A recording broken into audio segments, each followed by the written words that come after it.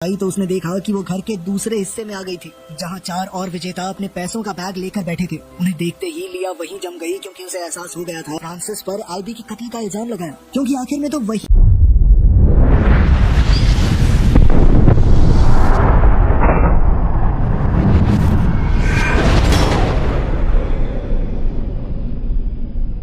उसे खाना देने गया था। फ्रांसिस ने इससे साफ इनकार कर दिया, मगर बाकी लोग फादर पर फ्रांसिस को सजा देने का दबाव बनाने लगे। लेकिन उसी समय फ्रांसिस कहने लगा कि ऐसे तो ये मैक्स भी तो हो सकता है कातिल, इसका स्कार्फ बंधा हुआ था उसके गले में।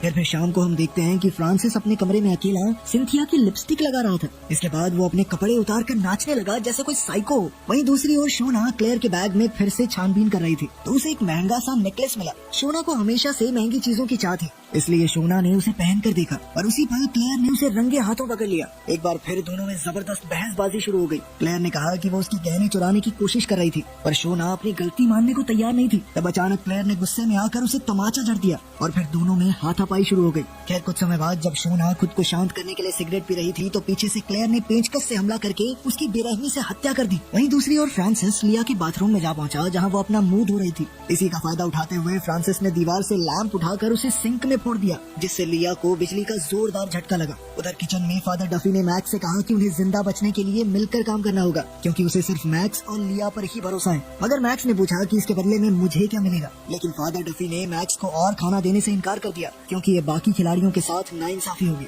लेकिन जब मैक्स उसकी बात ना मानते हुए खाना चुराने लगा, तो फादर डफी को मजबूरन उसके सर पर बंदूक ताननी पड़ी। अब फादर मैक्स को उसके कमरे की ओर ले जाने लगा, पर जैसे ही वो हॉलवे में पहुंचे तो उन्होंने देखा कि शोना के कमरे का दरवाजा खुला था। तब फादर डफी ने अंदर जाकर देखा तो वो हक्का बक्का रह गया, क्योंकि जमीन पर शोना की लाश पड़ी थी। क्लेयर ने फादर से झूठ कह दिया कि शोना ने उसे मारने की धमकी दी थी, पर फादर ने उसे कैद करने का फैसला किया। क्लेयर को बाहर भेजने के बाद फादर लिया को देखने उसके कमरे में गया, क्योंकि उसे लिया की काफी चिंता हो रही थी। वहाँ उसने लिया को बाथरूम में जमीन पर पड़े देखा तो उसे लगा कि लिया की भी मौत हो चुकी है। वो इस सदमे से बाहर आता इससे पहले ही क्लेयर मौका देखकर वहाँ से भाग गई। फिर जैसे ही शाम हुई तो फ्रांसिस ने फादर डफी को ढूंढा, क्योंकि डिनर का समय हो गया था, मगर उसने जाकर देखा कि फादर लिया की मौत के सदमे में था। अब फ्रांसिस पहले ही सफाई देने लगा कि देखो सर, मैं तो बेगुनाह हूँ, मैंने कुछ नहीं किया, ठीक है, इसकी मौत मेरे हाथ नहीं हुई। पर फादर को उसकी चालाकी समझ आ चुकी थी। फादर ने उसे धिक्कारते हुए कहा कि वो पैसों के लालच में दूसरों की जान लेने लगा है, पागल हो चुका है तू। अब फादर डफी ने उसे बंदूक से धमकाया, पर मानो फ्रांसिस के मन से सारा डर निकल चुका था। वो जानता था कि फादर कभी गोली नहीं चलाएगा, क्योंकि ये तो उसके सिद्धांतों के खिलाफ है।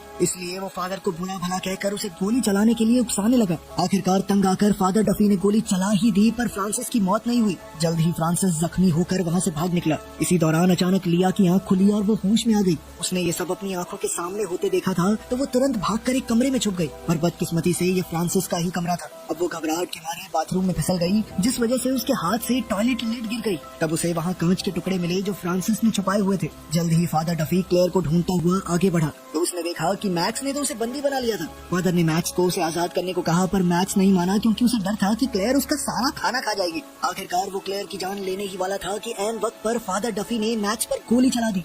इसके बाद फादर को अपने किए पर काफी पछतावा हुआ और उसने भगवान से अपने गुनाहों के लिए माफी मांगी, मगर वो ये नहीं जानता था कि फ्रांसिस उसके पीछे है। अचानक फ्रांसिस ने जोरदार वार करके फादर की पीठ में कांच का टुकड़ा घोंप दिया। उसी समय फ्रांसिस ने बंदूक उठाकर क्लेयर को गोली मार दी और फादर डफी को भी मौत के घाट उतार दिया। अब फ्रांसिस को लगा कि वो घर में अकेला बचा है, यानी वो इस खेल का विजेता है, तो वो खुशी में अपनी जीत का जश्न मनाने लगा। फिर उसने वॉचर से अपने इनाम की मांग की, पर तभी अचानक लिया ने गलती से टॉयलेट सीट तोड़ दी, जिससे फ्रांसिस को पता चल गया कि उसके अलावा भी घर में कोई जिंदा है। अब वो जल्दी से आवाज की दिशा में भागा और उसने लिया को अपने कमरे से बाहर आते देखा। लिया को जिंदा देखकर वो हैरान रह गया। अब उससे बचने के लिए लिया सबसे दूर वाले कमरे के बिस्तर के नीचे जा छुपी। जल्द ही फ्रांसिस ने उसे ढूंढ निकाला और उसे लिया की लाचारी देखकर बहुत मजा आ रहा था। अब उसने लिया को खींचना शुरू किया, पर लिया भी हार मानने वाली नहीं थी, इसलिए उसने टॉयलेट टैंक से निकाला हुआ कांच का टुकड़ा फ्रांसिस की टांग में घोंप दिया। अब वो छिपने की जगह ढूंढने के लिए ऊपर दौड़ी, पर जल्द ही फ्रांसिस ने उसे वहाँ भी ढूंढ निकाला। तब अचानक फ्रांसिस उस पर कूद पड़ा, जिससे वो दोनों बालकनी से नीचे डाइनिंग टेबल पर जा गिरे।